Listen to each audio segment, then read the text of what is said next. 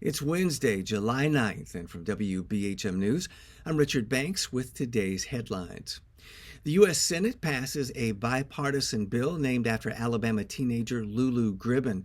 The legislation directs the Federal Communication Commission to allow wireless emergency alerts for shark attacks.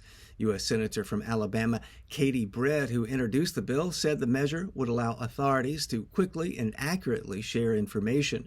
The bill awaits a vote in the U.S. House, where representatives from Alabama Gary Palmer and Shamari Figures have pressed for passage. Gribben from Mountain Brook lost her left hand and part of her right leg in a shark attack last June on Florida's Gulf Coast. She has continued to advocate for the bill's passage on both the state and federal levels. A big jump in public education employee retirements has Alabama officials concerned. The Alabama Daily News reports the state saw 3,570 retirements this year. That's the biggest number in at least a decade and a 15% increase as compared to the year before. The figures include all K-12 employees, not just teachers.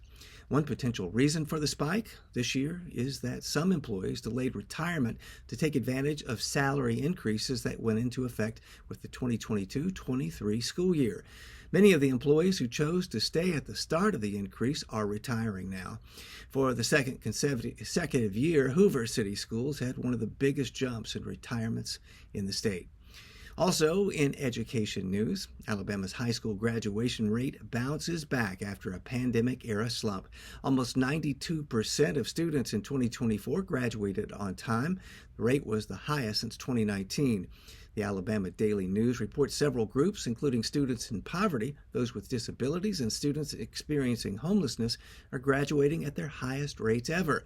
Also, the state's dropout rate has fallen to its lowest point since the state began following federal guidelines for measuring such data. Alabama State Superintendent Eric Mackey says there is still room for improvement, but he wants to make sure any additional progress doesn't come at the expense of academic achievement. You'll find more news anytime at WBHM.org and check out our local newscast during WBHM's broadcast of NPR's Morning Edition and the afternoon's All Things Considered each weekday on 90.3 WBHM Birmingham.